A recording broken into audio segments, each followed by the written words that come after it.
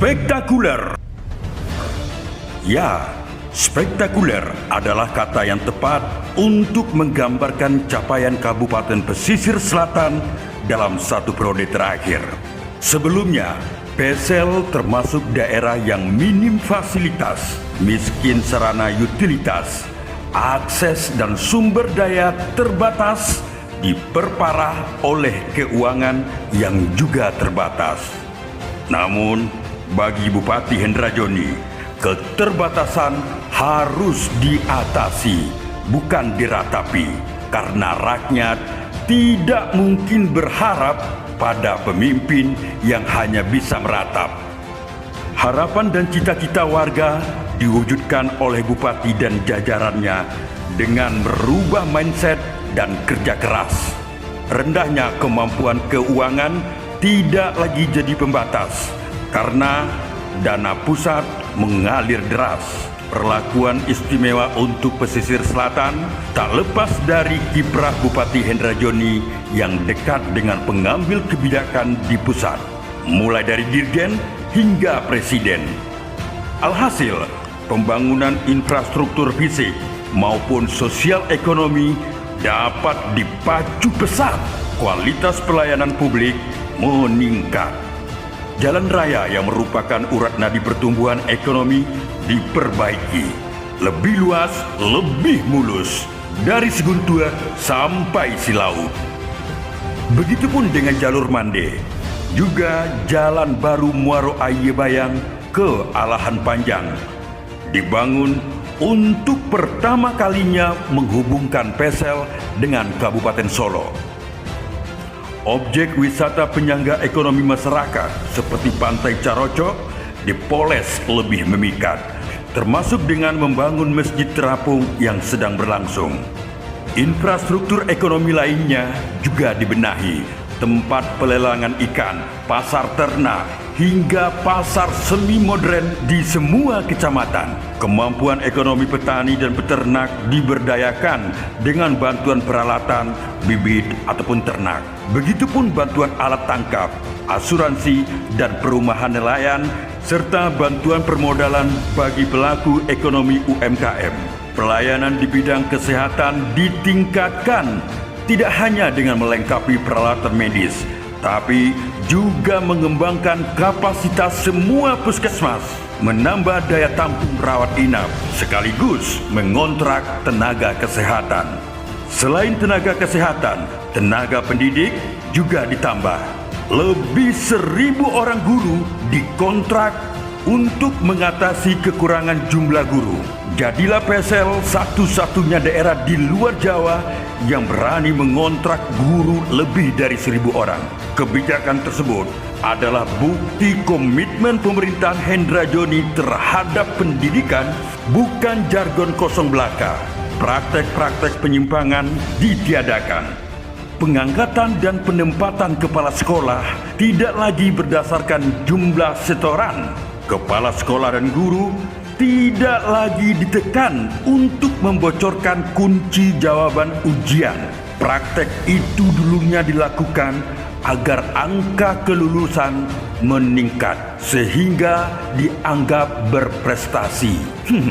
Demi citra dan gengsi petinggi, pikiran dan moral mental generasi diracuni.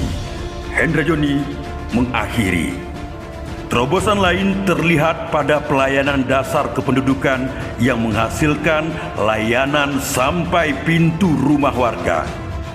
Urusan dokumen kependudukan seperti kartu keluarga, KTP, akta kelahiran dan kematian dapat diselesaikan di kecamatan. Warga yang berdomisili jauh dari pusat kabupaten tidak lagi harus ke Painan berhabis waktu, tenaga, dan biaya. Alasan yang sama menghasilkan kebijakan untuk mendirikan pusat pelayanan pemerintah daerah yang saat ini sedang dibangun di Tapan. Adapun pembangunan infrastruktur sosial melibatkan semua stakeholder.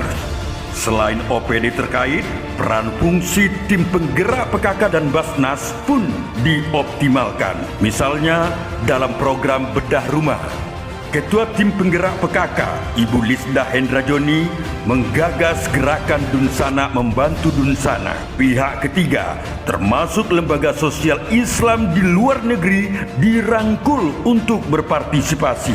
Sebagai anggota DPR RI, kiprah Bunda Lisda dalam 1 tahun ini menambah signifikan jumlah rumah yang selesai dibedah. Hampir 7.000 rumah tidak layak huni telah direnovasi selama 4,5 tahun pemerintahan Hendrajoni. Catatan khusus layak ditulis buat Bunda Lisda.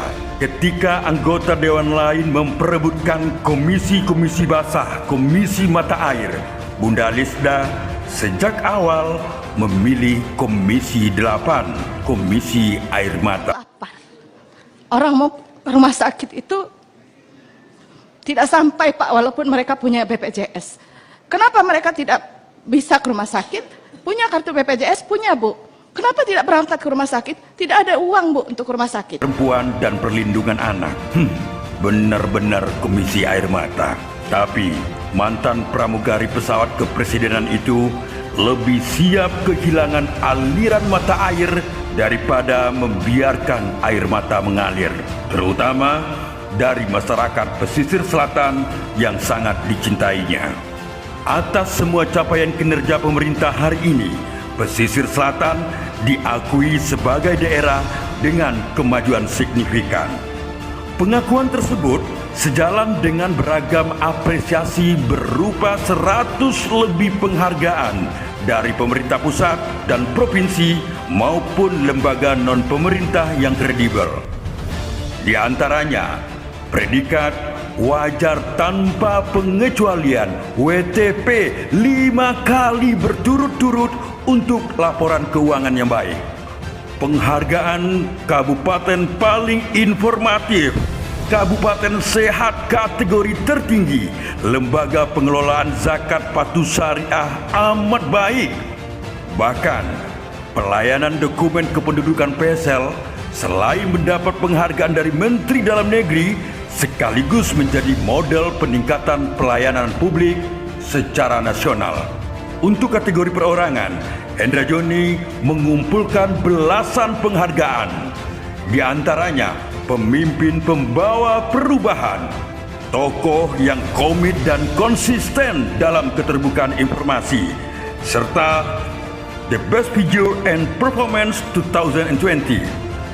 Semua itu pantas didapatkan. Ibarat kendaraan, pesisir selatan melaju di jalur yang seharusnya, jalur yang tepat, on the track. Di bawah kepemimpinan Hendrajoni, banyak persoalan mendasar diselesaikan, yang terbengkalai dituntaskan, kebijakan krusial ditetapkan, dan perubahan besar dilakukan.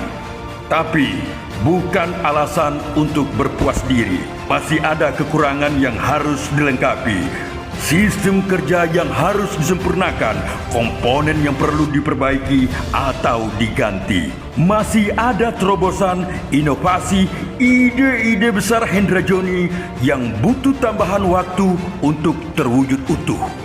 Mewujudkannya perlu figur pendamping yang punya visi, komitmen, dan energi membangun PSL yang sama kuatnya. Figur yang memberikan ketauladanan, taat hukum, serta cakap melayani rakyat sesuai tugas pokok dan fungsinya. Hamdanus adalah pasangan tepat. Berkepribadian santun, gigih, dan berdedikasi, Hamdanus dikenal sebagai politikus muda yang religius.